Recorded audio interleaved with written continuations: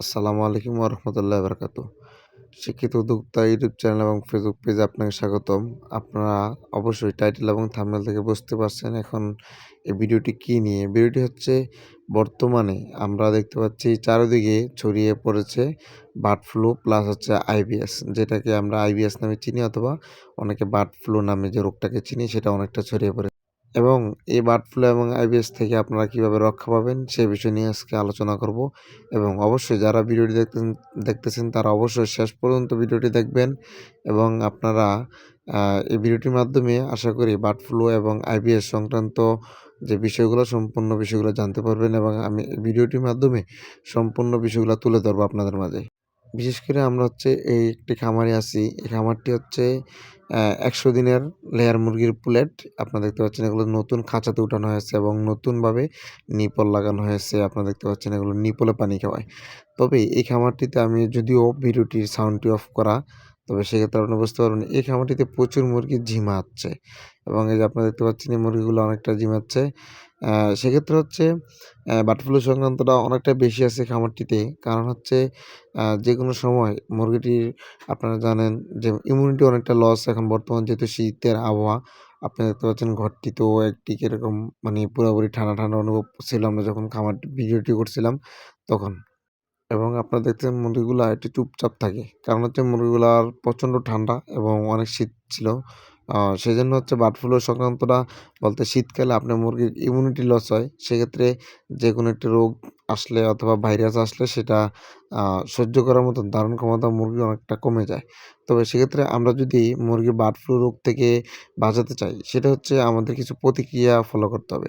সেগুলো হচ্ছে আমাদের খামারটা বেশি, বেশি করে ধুয়ে পরিষ্কার রাখতে হবে এবং খামার যাতে আ বেশিরভাগ ঠান্ডা এবং বাতাস না ঢুকতে পারে সে ব্যবস্থা নিতে হবে। বিশেষ বিশেষ করে খামারের যে উত্তর পাশ থাকে, সে উত্তর পাশ দিয়ে খামারে বাতাস প্রবাহিত হবে এবং সেখান দিয়ে আমরা হচ্ছে পর্দাটা একবারে দিয়ে নিব ভালো করে, যাতে হচ্ছে উত্তর পাশ দিয়ে খামারে বাতাস না ঢুকতে পারে।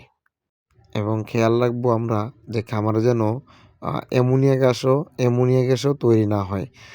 সেটা হচ্ছে অতি দ্রুত আমরা লিটার পরিষ্কার করব ডেইলি এবং তারপর হচ্ছে ডিটারজেন্ট দিয়ে আমরা পুরা খামারটা ধুয়ে পরিষ্কার করে দিব এবং আমরা আমরা হচ্ছে ভাইরাস নিধনের জন্য খামারের চারপাশে প্রতি সপ্তাহে ১ দিন করে লবণ, যেটা মোটা লবণ থাকে, সেই লবণ আমরা ছিটিয়ে দিব।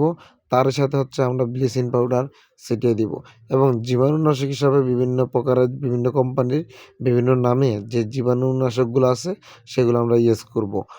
স্প্রে করে দিব খামারের চারপাশে এবং মুরগিতে সম্পূর্ণ ঘরে ক্লিয়ারভাবে আমরা স্প্রে করে দিব। এবং আমরা চাইলে হচ্ছে জীবাণুনাশক, যদি আমি কয়েকটা জীবাণুনাশক বলি, সেটা হচ্ছে আমাদের খামারে আমরা বিশেষ করে টিমসেন নামে একটা জীবাণুনাশক আছে, সেটা আমরা সবসময় দিয়ে থাকি এবং সেটা আমরা ভালো একটা রেজাল্ট পেয়েছি। এবার আপনাদের হচ্ছে মুরগি যখন খাবার খায় তখন এই খাবারগুলো যাতে এরকমভাবে জমে না থাকে সেটা খেয়াল রাখতে হবে। যেহেতু মুরগি কম, কম খাবে, কম, কম আপনার দিতে হবে এবং বেশি, বেশি করে খাবার লেড়ে দিতে হবে। মুরগি যত খাবার খাবে তত ওদের ইমিউনিটি ভালো থাকবে এবং ওদের রোগ প্রতিরোধ ক্ষমতা বেশি থাকবে। রোগ প্রতিরোধ ক্ষমতা বেশি থাকলে আপনার মুরগিতে কোনো ভাইরাস সহজে আক্রান্ত করতে পারবে না।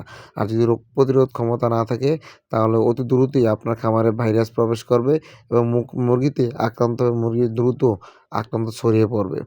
আপনাকে হচ্ছে অ্যান্টিব একটি ওষুধ আছে, সেটি হচ্ছে অ্যাভনেট কোম্পানির অ্যান্টিব ওষুধটা। সেটা আপনারা যদি সপ্তাহে ৩ দিন দিয়ে রাখেন, সেক্ষেত্রে হচ্ছে ১৫ দিন পর, পর আপনারা ৫ দিন করে দিয়ে দিবেন এবং সেক্ষেত্রে হচ্ছে বার্ড ফ্লু এবং বিভিন্ন প্রকার ভাইরাস থেকে রক্ষা করার জন্য ওষুধটা অনেক ভালো কার্যকর। তারই পাশাপাশি সাপোর্টিং হিসাবে আপনারা বর্তমানে যে শীতে লেয়ার মুরগিকে আপনারা সকালে অথবা রাত্রে, সকালে যদি আপনারা ইমিউনো কেয়ার দিয়ে থাকেন ১ লিটারে ১ লিটারে ১ গ্রাম বা অথবা ১ লিটারে ১ এমএল এবং রাত্রে বা বিকালে দিবেন হচ্ছে এলিকম এস, সেটা হচ্ছে আপনি ২ লিটার পানিতে ১ এমএল করে দিয়ে দিবেন। এভাবে হচ্ছে আপনার শীতে চালিয়ে গেলে ইনশাল্লাহ আশা করি আপনাদের মুরগিগুলার ইমিউনিটি ভালো থাকবে প্লাস হচ্ছে ঠান্ডা থেকে মুরগি অনেকটা মুক্ত থাকবো। এবং আজকের ভিডিওটি আপনারা যারা দেখছেন তাদেরকে অসংখ্য ধন্যবাদ। যারা ইউটিউবে দেখছেন তারা অবশ্যই চ্যানেলটি সাবস্ক্রাইব করে পাশে থাকবেন এবং যারা ফেসবুকে দেখছেন তারা অবশ্যই ফলো দিয়ে সাথে থাকবেন এবং কালকে বাংলাদেশের যে আপনারা জানেন পোল্ট্রি শিল্প মেলা হচ্ছে সেটা নিয়ে ভিডিও থাকবে অবশ্যই। আজকের ভিডিওটি এ পর্যন্ত। আসসালামু আলাইকুম।